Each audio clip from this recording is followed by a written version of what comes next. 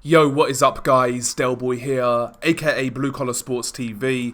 Hopefully you guys are doing well. If you're new here, smash that like, hit subscribe, all of that good stuff. So this video is a quick preview for Raymond Ford versus Nick Ball. Of course this fight goes down on the Matchroom versus Queensbury 5v5 card in Saudi Arabia, and of course the WBA featherweight title will be on the line. The belt that Raymond Ford won against Otabek Kolmatov back in March in a really good fight. And stylistically, this one should be really good to watch.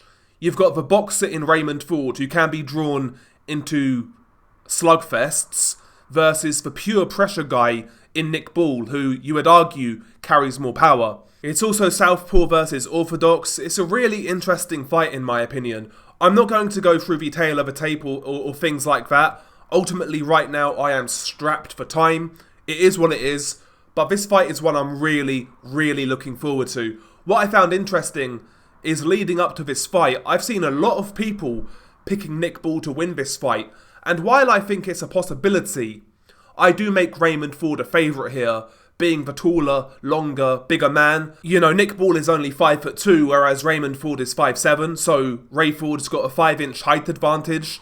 He's also got a significant reach advantage, and he's a bigger guy all around. And also, I think he's a fighter who's got more strings to his bow. You know, we've seen him box and move. He's decent from the southpaw stance, decent lateral movement, decent athletic ability, and primarily he's a boxer, but we saw in the Kolmatov fight he can fight a bit as well. So overall, I do feel he's the more versatile fighter, and should he have bad moments in this fight, I think he's more than likely to adjust, whereas Raymond Ford has one style: come forwards, he'll try and swarm you, he'll try and quickly close the distance, sometimes he'll do it with a good up jab coming from low, and he will swarm you, try to work the body, try to come over the top with hooks to the head, and because of his compact nature, he is quite strong. We saw that in the fight with Ray Vargas, who is close to 6 foot, and Nick Ball looked like the stronger man in there. So he's physically strong, he closes the distance quick, he applies a lot of mental pressure. He's a little bit similar to Sean Porter actually, I would say. But he only really fights in that way. When that way doesn't work, I do feel he's quite rudimentary. We saw that in a few rounds of the Ray Vargas fight. When Vargas was able to keep it long, for long successions, Vargas was bossing those rounds. Vargas just couldn't maintain that over 12 because Nick Ball does make you work hard. I think primarily Raymond Ford will fight this fight as the mover. He will try to get behind that southpaw stance and pop the jab, come around the side with the right hook as Nick Ball is trying to come in. And ultimately, I think he'll try and point score while mixing in counter-punching. Another shot that Nick Ball is quite open for is the uppercut. He's such a small target. He does have a tendency to lean over his lead foot and reach in with shots because he's so small. The lead uppercut against Nick Ball is always going to be a shot that is there, no matter who you are.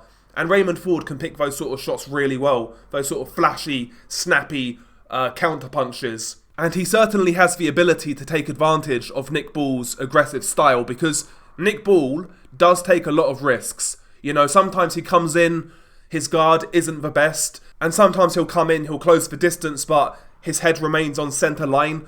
For such a small guy, I think he needs more head movement, because if he fights in the same way that he did against Vargas, I think Raymond Ford can easily pick off some really good counters against Nick Ball. Nick Ball, however, is very hard to discourage. He seems to have a good chin, he's got a good engine, and also he seems to maintain his power throughout a fight. He was hurting Vargas late on in their fight, and he had to contend with Vargas's holding, his mauling. It was a physically exhausting fight to a degree, but Nick Ball was able to carry that power late and eventually draw Vargas into his sort of fight. Now this for me is where the danger lies for Raymond Ford. I do feel he's got the susceptibility of holding his feet a bit too much.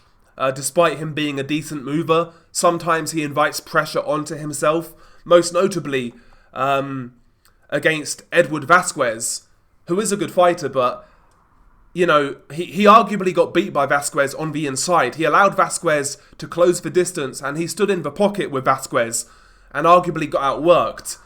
He didn't make the most of his natural attributes in that bout.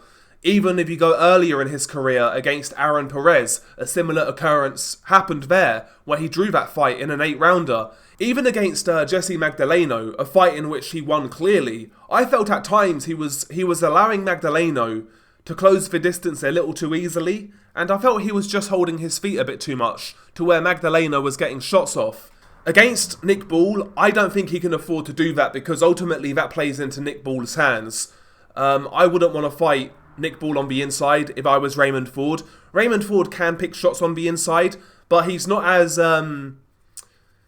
he doesn't impose himself on the inside. And against a guy like Nick Ball, that would be a big problem. Because like I said, Nick Ball can punch, he's relentless, he'll switch it from body to head, and he can take something out of you with those sort of shots. Even if he can't hurt you straight away, he'll take something out of you, he'll slow your legs down, which could then affect Ford's movement as this fight goes on.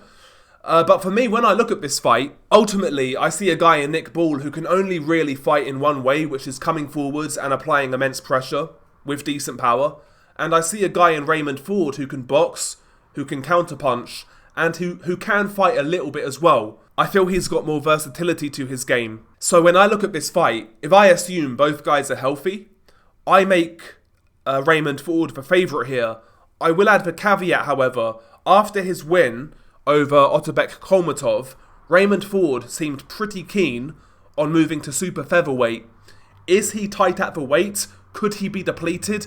If so, that adds another factor to this fight, because if you're depleted, if you're struggling with weight, Nick Ball has the worst sort of style for you, because he's going to make you work and he's going to make you feel those shots.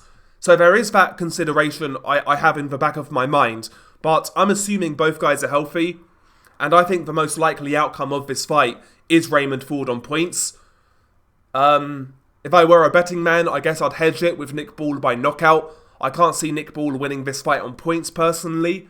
I think his best chance comes by stoppage, but I'm going with Raymond Ford on points. That's my pick. What about you guys? How do you feel about this fight? Who are you picking? I do notice a lot of people picking Nick Ball to win this fight, so that's interesting to me.